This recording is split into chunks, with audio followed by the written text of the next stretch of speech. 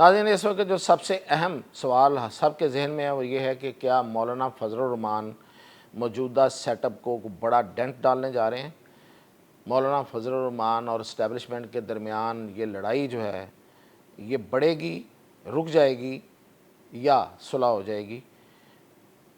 اور اگر یہ لڑائی بڑھتی ہے تو اس میں اور کون کون شامل ہوگا؟ مولانا فضل الرحمان نے پہلی قصور کی تقریر کے بعد جو دوسری تقریر کی ہے وہ زیادہ سخت ہے یا قصور والی تقریر زیادہ سخت ہے؟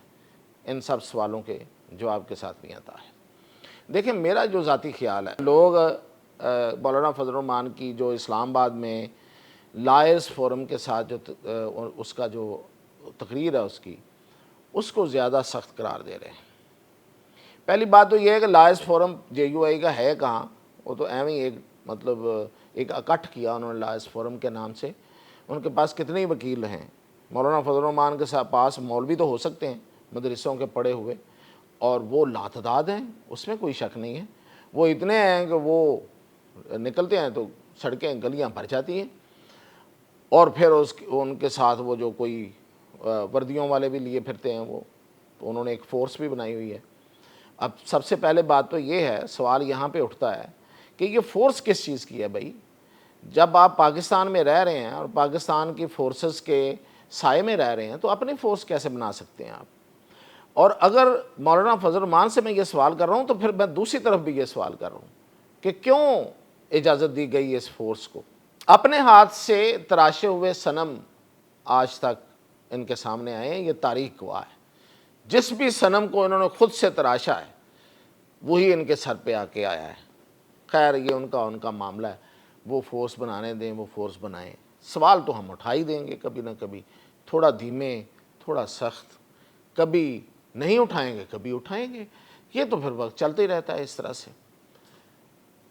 دیکھیں، باتیں ختم نہیں ہوتی، سوال ختم نہیں ہوتے جب تک ان کے جواب نہ دیے جائیں، جب تک ان کے جواب تلاش نہ کیے جائیں۔ مولانا پر بھی بڑے اہم سوالات ہیں۔ مولانا کو اس وقت جو نظر آیا ہے، جو اس وقت انہوں نے کارگل کا معاملہ چھیڑا ہے، تو مولانا کارگل جب ہو رہا تھا مولانا کہاں تھے؟ یاد کیجئے ذرا، 1999 میں کارگل ہوا، اور اس کے بعد کارگل کرنے والا، کارگل کا جو اپنی طرف سے اس سارے ڈرامے کا جو سب سے بڑا کریکٹر تھا پرویز مشرف، اس کی حکومت آ گئی، اور مولانا اس حکومت میں اپوزیشن لیڈر رہے ہیں قومی اسمبلی کے۔ مولانا نے اس حکومت میں پرویز مشرف کے ایل ایف او کو ووٹ دیا ہے، بلکہ ایل ایف او کو منظور کرانے میں سب سے بڑا کردار مولانا کا تھا۔ ایل ایف او کیا تھا؟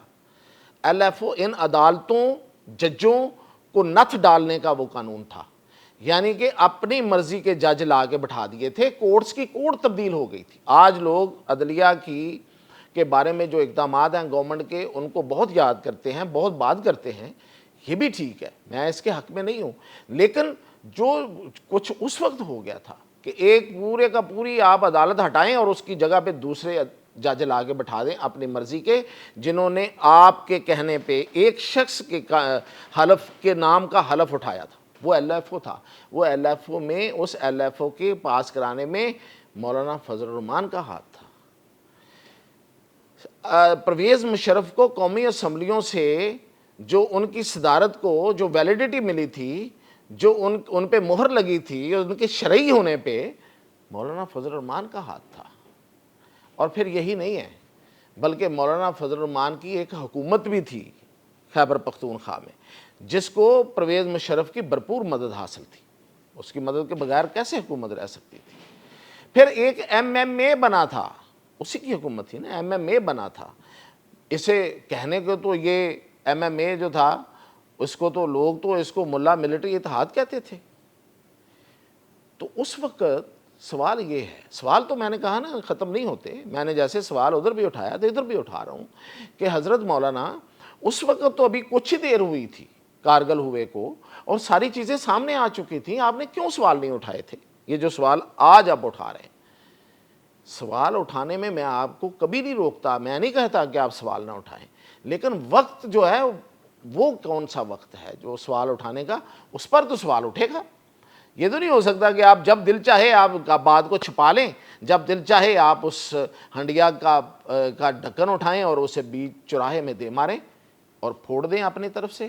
یہ وہ چیزیں ہیں جو آج آپ بیان کرتے ہیں، ان میں سے بہت سی چیزیں تو پہلے سے ہو چکی، بہت سی باتیں ہو چکی، کتابیں لکھی جا چکی، آپ نے کون سی نئی بات کی ہے؟ تو مولانا کا میں نے جس طرح سے آپ کو بتایا تھا، اصل مسئلہ جو ہے وہ ایک ذاتی مسئلہ ہے، وہ نیب کی فائلیں ہیں۔ اب میں آپ کو اگلی بات کر کے پھر میں آپ کو بتاتا ہوں کہ ہونے کیا جا رہا ہے۔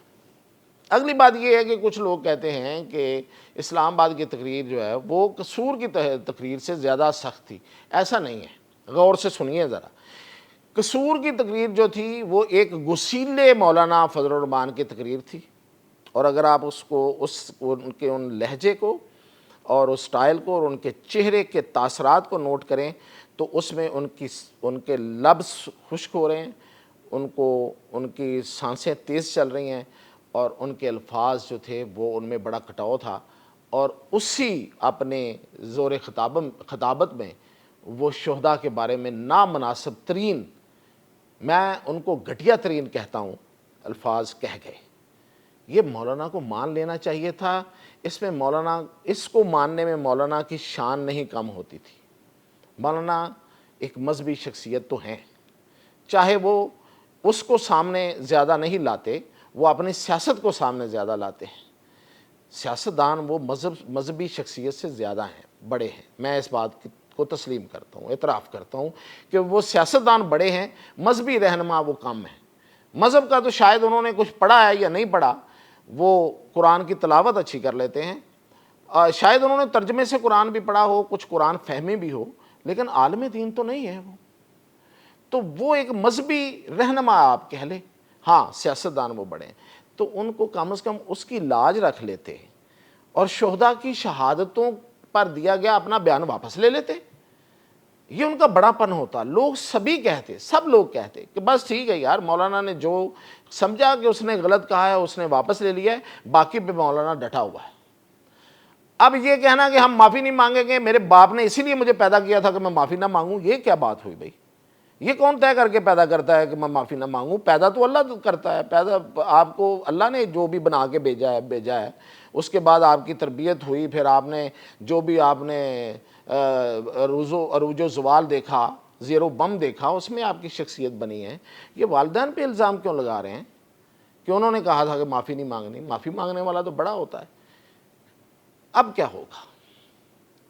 مولانا نے اسلام آباد کی تقریر میں ایک بڑا زبردست پوائنٹ، وہ تھا معافی مانگنے والا، وہ درمیان میں دے کے بات ختم کر دی ہے۔ ان حضرات کے لیے یہ میں بات کر رہا ہوں جو اس میں اب بہت کچھ ڈھونڈنا چاہ رہے ہیں، جن کے خیال میں یہ پتہ نہیں کون سی تحریک چل رہی ہے اور اس کے پیچھے پتہ نہیں کیا ہو جائے گا، پی ایم ایل این بھی آ جائے گی، پی پی پی بھی آ جائے گی، اور پی ٹی آئی جو ہے وہ تو پہلے ہی مولانا کو پتہ نہیں مجاہد قرار دے رہی ہے، اور اس طرح سے مولانا لیڈ کریں گے اور پورے ملک میں ایک انقلاب آ جائے گا۔ کچھ نہیں ہونے والا۔ مولانا خود اس معاملے کو ختم کر رہے ہیں، مولانا نے ختم کر دیا ہے۔ وہ آپشن دے کے ہوگا کیا کہ مولانا اگر آپ معافی کا مطالبہ کرتے ہیں تو ہم نے بھی تو معافی کا مطالبہ کیا ہے، اگر آپ معافی مانگیں گے تو ہمارا جرنیل بھی معافی مانگ لے گا، اگر آپ نہیں معافی مانگیں گے تو پھر کوئی معافی نہیں مانگے گا۔ تو اس پہ بات ختم ہو رہی ہے۔ جلسے بھی کریں گے، جلسوں میں شاید اس سے اونچی آواز کے ساتھ تقریر کریں، لیکن یہ والے چپتے ہوئے جملے اب اس میں نہیں ہوں گے۔ ہاں مشورے دیں گے، تنبیہ کریں گے، ماضی کے حالات بھی بتائیں گے، لیکن یہ سب کچھ نہیں ہوگا، اور جلسے ہوں گے، کچھ نہیں ہوگا۔ یعنی کہ جو مولانا چاہتے ہیں کہ افغانستان کے طالبان کو پاکستان ان کے ساتھ بیٹھے مذاکرات کرے، مولانا کے کہنے پہ نہیں ہوگا۔ جب کبھی اگر ضرورت ہوئی تو اور بات ہے، اس وقت تک افغان طالبان کے ساتھ مذاکرات کا کوئی موڈ نہیں ہے۔ اجازت دیجیے۔